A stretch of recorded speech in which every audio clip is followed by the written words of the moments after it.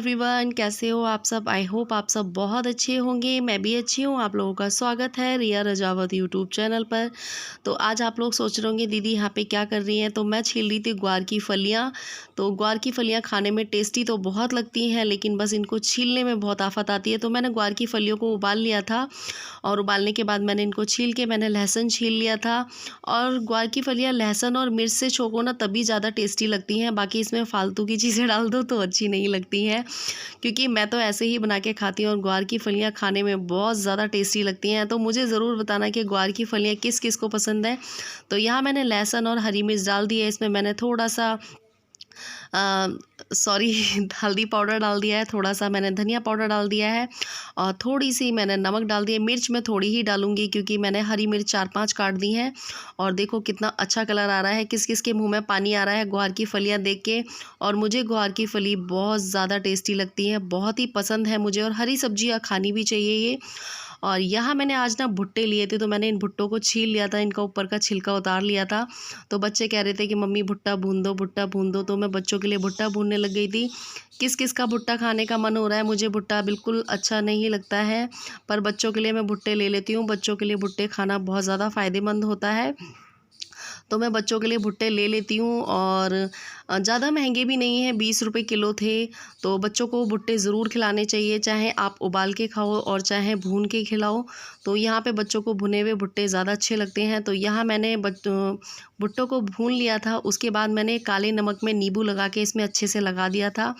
लेकिन जब भुट्टे ना कहते हैं कोयले पे भून के खाते हैं तो ज़्यादा टेस्टी लगते हैं, पर यहाँ कोयला वोयला कहाँ है, तो गैस पे ही भून के खा लेते हैं हम लोग। तो यहाँ पे मैंने बच्चों के लिए भुट्टे भून दिए थे और बच्चे खा लेंगे। तो यहाँ पे मैंने एक भुट्टा भून दिया था, तो परी कह रही थी मम्मी मैं वीडियो बनाती हूँ। तो मैंने कहा बना लो। तो मैं भुट्टे भून रही थी तो बड़ी खुश हो रही थी, कुछ कह रही है आप लोगों से, बट टीवी चल रहा था तो उसकी आवाज़ आ रही थी, मैंने इसकी आवाज़ म्यूट कर दी। तो यहाँ मम्मी सो रही थी और हम लोग भुट्टे खा रहे थे। मम्मी का भुट्टा वो रखा है, मम्मी कह रही थी कि मैं बाद में खाऊँगी। तो यहाँ आज आलू टमाटर की सब्ज़ी बनाई थी। तो आलू टमाटर की सब्ज़ी की रेसिपी तो मैं आप लोगों के साथ पहले ही शेयर कर चुकी हूँ। तो यहाँ बच्चों के लिए मैं सेक रही थी पूड़ियाँ। तो आप लोग भी पूड़ी खा लीजिए। और आलू टमाटर की सिंपल सी सब्ज़ी बनाई थी, तो आप लोग भी खा लीजिए। और बच्चों को पूड़ियाँ बहुत ज़्यादा अच्छी लगती हैं, बहुत ज़्यादा। और ये आटा थोड़ा सा गीला हो गया था, इसलिए ये पूड़ियाँ ऐसी बन रही हैं। और यहाँ शाम के ना थोड़े से चावल रखे हुए थे, शाम को दाल चावल बनाए थे, तो थोड़े से चावल बच गए थे। और चावल तो मेरे फेवरेट हैं भाई, चावल तो मेरी जान है। चाहे मुझे चावल 2 दिन के भी दे दो तो मैं खा लेती हूँ। तो मैंने कहा भाई बच्चों ने तो पूड़ियाँ खा ली, पूड़ी खाने की मेरी इच्छा नहीं करती है बिल्कुल भी, और गर्मी में तो मैं पूड़ी बिल्कुल भी नहीं खा पाती। तो यहाँ मैंने 3-4 प्याज काटी और हरी मिर्च काटी और इन चावलों को मैंने अच्छे से फ्राई कर लिया। और फ्राई करे हुए चावल मुझे बहुत ज़्यादा पसंद है, और उसमें ना थोड़ी सी कच्ची कच्ची सी प्याज हो, सोयाबीन वगैरह हो, तो मुझे बहुत ज़्यादा पसंद है। और यहाँ एक अंकल जी एक वही टी शर्ट बेचने के लिए आए थे, तो मेरी सिस्टर ने भी बोला था कि मेरे लिए भी 2 टी शर्ट ले लियो। तो मैं उसके लिए टी शर्ट देख रही थी, और यहाँ पे गली में बहुत सारे लोगों ने इन अंकल जी से टी शर्ट खरीदी थी, मैक्सी खरीदी थी। तो मैंने सोचा कि चलो आप लोगों के साथ थोड़ा सा शूट कर लेती हूँ। और कहते हैं ना कि फेरी वाले बहुत अच्छे रेट में दे के चले जाते हैं, सच बात है। तो ये देखो ये मैक्सी है, ये अंकल जी ने 150 रुपये में दे दी थी। और यही मैक्सी आप मार्केट से लो तो बहुत ज़्यादा महंगी मिलती है। तो मैंने अपनी सिस्टर के लिए भी 2 टी शर्टें ली थी। और हो रहा था रात का टाइम, हमारा खाना पीना सब हो चुका था। और यहाँ मम्मी बेटी हम टहल रहे थे, शौर्य अपने दादी बाबा के साथ नीचे टीवी देख रहा था। तो मेरी एक सब्सक्राइबर थी, उन्होंने पूछा था कि शौर्य अब नहीं दिखाई देता है वीडियो में। तो शौर्य आता नहीं है वीडियो में, बहुत कम ही आता है वो वीडियो में, और उसे आलकस सा लगता है। और यहाँ परी को देखो ज़रा, ये जितनी बड़ी होती जा रही है उतनी ज़्यादा पागल सी होती जा रही है। लेकिन हाँ, बच्चों की हरकतों से अच्छा लगता है। और मैंने ये वीडियो बाद में देखी, ये देखो वीडियो बन रही थी और मुझे नहीं पता ये क्या क्या कर रही थी, लेकिन बच्चों से अच्छा लगता है, बच्चों की इन्हीं हरकतों से तो घर अच्छा लगता है।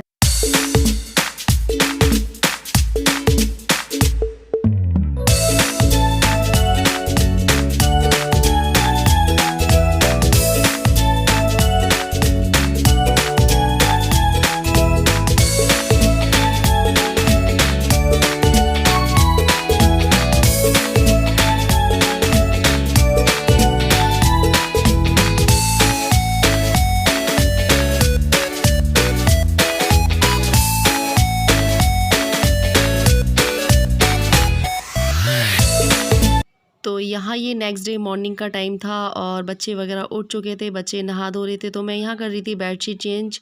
और 2-3 दिन हो चुके थे बेडशीट को बिछे हुए। मैंने कहा चलो आज चेंज कर देती हूँ। गर्मियों में तो मैं दूसरे तीसरे दिन चेंज कर देती हूँ। सर्दियों में थोड़ा ये है कि एक आध हफ़्ता चला लेती हूँ, क्योंकि सर्दियों में कपड़े धोने में भी बहुत प्रॉब्लम हो जाती है और सूखने की भी बहुत ज़्यादा प्रॉब्लम रहती है, क्योंकि हमारे यहाँ मशीन नहीं है। तो आप लोगों को पता ही है, जब मशीन नहीं होती है तो सर्दियों में वैसे भी एक जने के कपड़े इतने सारे हो जाते हैं।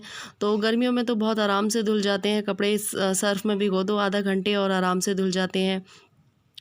और सोचती तो मैं बहुत कुछ हूँ करने की, लेकिन वही वाली बात है ना कि आपको पता ही है एक हाउसवाइफ़ के कितने सारे प्रॉब्लम्स होती हैं। और जब कोई कमाने धमाने वाला ना हो तो आपको पता ही है, कई बार ऐसा होता है कि मैं स्टिचिंग के और जो पैसे मिलते हैं मैं इकट्ठे करती हूँ, पर वो कहीं न कहीं किसी न किसी चीज़ में लग ही जाते हैं। कई बार मैंने पैसे इकट्ठे करे हैं तो घर में ज़रूरतों का सामान, और बच्चे हैं, बच्चों के साथ आप लोगों को पता ही है ज़रूरतें हो ही जाती हैं। बच्चों की ट्यूशन फ़ीस देना, बहुत सी चीज़ें होते हैं जो सास-ससुर कर देते हैं, बट बहुत सारी चीज़ें ऐसी होती हैं जो मुझे खुद ही करने पड़ती हैं और उनके लिए पैसे रखने भी पड़ते हैं और सोचना भी पड़ता है कि बच्चों की ट्यूशन फ़ीस देनी है।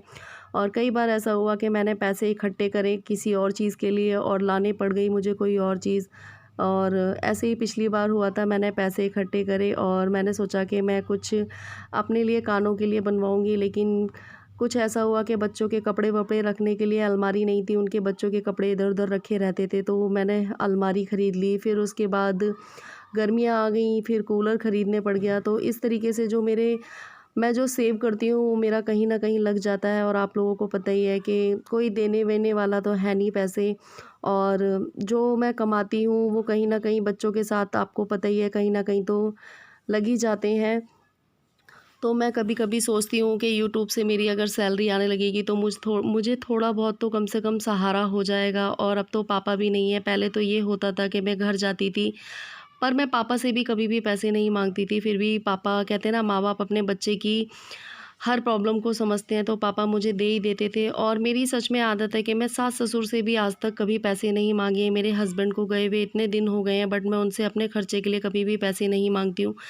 जब से मेरे पापा ने मुझे स्टिचिंग वगैरह सिखा दी है, तो मेरा जो खर्चा है वो स्टिचिंग से या फिर मेरी पेंशन वगैरह से चल जाता है, मैं उनसे पैसे नहीं माँगती हूँ। लेकिन कभी-कभी बहुत ज़्यादा टेंशन हो जाती है कि आगे क्या होगा, कैसे होगा। मैं दूसरों से तो बोल देती हूँ कि टेंशन मत लो, लेकिन पता है आगे की लाइफ़ के लिए मुझे बहुत ज़्यादा टेंशन होती है, क्योंकि बच्चे अब हो रहे हैं बड़े और इतने सारे खर्चे, बच्चों की पढ़ाई-लिखाई, पता है समझ में नहीं आता क्या करूँ, क्या ना करूँ। सच में बिना हस्बैंड के लाइफ़ ना बहुत ज़्यादा मैं कह रही हूँ बहुत ज़्यादा क्रिटिकल हो जाती है। सोचते हैं कि हम टेंशन ना लें, लेकिन जिस पे बीतती है ना उसी को पता होती है। एक तो जो चीज़ हमारे साथ नहीं है उसकी कमी, और दूसरा इतनी सारी टेंशन्स के बच्चों को पढ़ाने की टेंशन, बच्चा आगे क्या करेगा, क्या नहीं करेगा। तो हम चाहकर भी ना उन टेंशन को नहीं भुला पाते हैं। मेरे भाई-बहन सब लोग कहते हैं टेंशन लेने से क्या होगा, जो होना है वो तो होके ही रहेगा। सोचती हूँ लेकिन फिर भी क्या करूँ यार, नहीं भूल पाती हूँ। कैसे इन टेंशनों को कम करूँ? सोचती हूँ कि यूट्यूब से कुछ अर्निंग होने लगे तो शायद कुछ हेल्प हो जाएगी मेरी, लेकिन देखते हैं कब क्या होता है। तो यहाँ शौर्य नहा के आ गया था और मैं शौर्य के सर में तेल लगा रही थी। अब बच्चे बड़े हो गए हैं तो मैं नहीं नहलाती हूँ, बाकी मैं अभी तक तो नहला देती थी, लेकिन कभी-कभी इनके सर में तेल वगैरह मैं लगा देती हूँ। और सच में बच्चों के लिए बहुत कुछ करना पड़ता है, एक माँ को बहुत ज़्यादा स्ट्रगल करना पड़ता है, लोगों की बातें सुननी पड़ती हैं। और सच बता रही हूँ, जॉब करने की सोचो तो बच्चे बिगड़ जाएँगे, और क्या करूँ समझ में नहीं आता। कभी-कभी बहुत ज़्यादा दिमाग मेरा टेंशन में हो जाता है। और देखते हैं जो होगा सो होगा, वही है ना, कहते हैं ना जो ऊपर वाले ने सोचा होगा वो अच्छा ही सोचा होगा। तो यहाँ मेरा पोछा वगैरह लग चुका था और यहाँ मैं नहा धो के आ चुकी थी और यहाँ मैं कर रही थी पूजा। तो मेरी 1-2 सब्सक्राइबर हैं, उन्होंने मुझसे ये बोला कि दीदी आप सिर्फ़ 1-2 टी-शर्ट्स में ही आ जाते हो। तो डियर पता है क्या, कपड़े तो मेरे पास बहुत सारे हैं, पर उन टी-शर्टों में मुझे बहुत ज़्यादा आराम मिलता है, इसलिए मैं उन्हें पहनती हूँ। और गर्मी आप लोगों को पता ही है इतनी ज़्यादा है, और जो मेरा रूम है ना वो ऊपर है, तो ऊपर के कमरे में बहुत ज़्यादा गर्मी हो जाती है, तो इसलिए मैं ना आरामदायक और ढीले-ढाले ही कपड़े पहनती हूँ। और जो एकदम घिसे पिटे से कपड़े हो जाते हैं तो मैं उनको ही पहनती हूँ। ऐसे बहुत से लोग होंगे जो बहुत ज़्यादा हल्के और मतलब पुराने कपड़े पहनने की सोचते होंगे जिसमें गर्मी ना लगे। तो यहाँ मैंने लड्डू गोपाल जी को नहला दिया था और सच में मैं लड्डू गोपाल जी को अपने घर बहुत टाइम से लाना चाहती थी। तो इस अगस्त में मेरे लड्डू गोपाल जी को घर आए हुए पूरा 1 साल हो जाएगा। और सच में लड्डू गोपाल जी सुनते तो हैं, लेकिन देखते हैं आगे क्या होता है। तो यहाँ मैं डाल दी थी दिए में बत्ती। आज मैंने भगवान जी के सारे बर्तन धो दिए थे, तो ये दिया धुला हुआ रखा था, तो मैंने सोचा इसमें बत्ती डाल के इसी को जला देती हूँ। तो यहाँ दिए में बत्ती डाल के मैं जला दूँगी। कभी कभी सच में भगवान जी के आगे बैठती हूँ ना, तो सोचती हूँ कि कब मेरी टेंशन्स ख़त्म होंगी। भगवान जी बचपन से टेंशन मेरी ज़िंदगी में है, अब तो कुछ टेंशन ख़त्म करो। तो देखते हैं जो होगा लाइफ में, जो भगवान ने लिखा है होगा, तो वही हमारे कहने सुनने से कुछ नहीं होता है। तो यहाँ मेरी पूजा हो चुकी है और दिया जलाने के लिए मैं माचिस ढूंढ रही थी। शौर्य कहीं ना कहीं कोई ना कोई चीज़ कर ही देता है, इधर उधर घुमा देता है। और यहाँ मैंने दिया जला दिया है। तो आप लोग भी लड्डू गोपाल जी की पूजा कर लीजिए और भगवान जी से यही कहती हूँ कि भगवान मेरे कष्ट थोड़े से कम करो। बहुत परेशानियाँ झेल चुकी हूँ, अब झेली नहीं जाती हैं मुझसे और कभी कभी बहुत परेशान हो जाती हूँ मैं भी।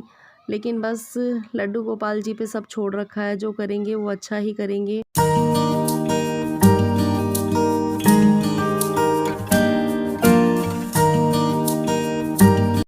हेलो, आज की वीडियो आप लोगों को कैसी लगी? आई होप आप लोगों को अच्छी लगी होगी। अच्छी लगी हो तो लाइक कमेंट शेयर ज़रूर कर देना। और जो लोग मेरी वीडियो को मेरे चैनल को सब्सक्राइब ना कर रखा हो तो मेरे चैनल को सब्सक्राइब कर लेना। बहुत से लोग ऐसे हैं जो मेरी वीडियो वॉच तो करते हैं बट उन्होंने मेरे चैनल को सब्सक्राइब नहीं कर रखा। सो प्लीज़ आप लोग मेरे चैनल को सब्सक्राइब करिए, ताकि जब भी मैं कोई नई वीडियो डालूँ तो आप लोगों के पास नोटिफिकेशन आ जाए। और प्लीज़ अपना सपोर्ट इसी तरीके से मेरे साथ बना के रखिए, ताकि मैं भी अपनी लाइफ में अपने बच्चों के लिए अपने लिए कुछ कर पाऊँ। और सच में वीडियो बनाने में बहुत ज़्यादा मेहनत लगती है। पहले सुबह से लेकर शाम तक सारी छोटी छोटी वीडियो क्लिप्स को जोड़ना, फिर उनको एडिटिंग करना, बहुत मेहनत है। मैं यूट्यूबर्स की प्रॉब्लम्स को समझ सकती हूँ। जब वो इतनी मेहनत करते हैं और उनके व्यूज़ नहीं आते हैं तो उनको कितना दुख होता होगा सच में। सो प्लीज़ अपना सपोर्ट मेरे साथ और सबके साथ बना के रखिए। और चलिए मिलते हैं एक नई वीडियो के साथ। Radhe Radhe, bye bye.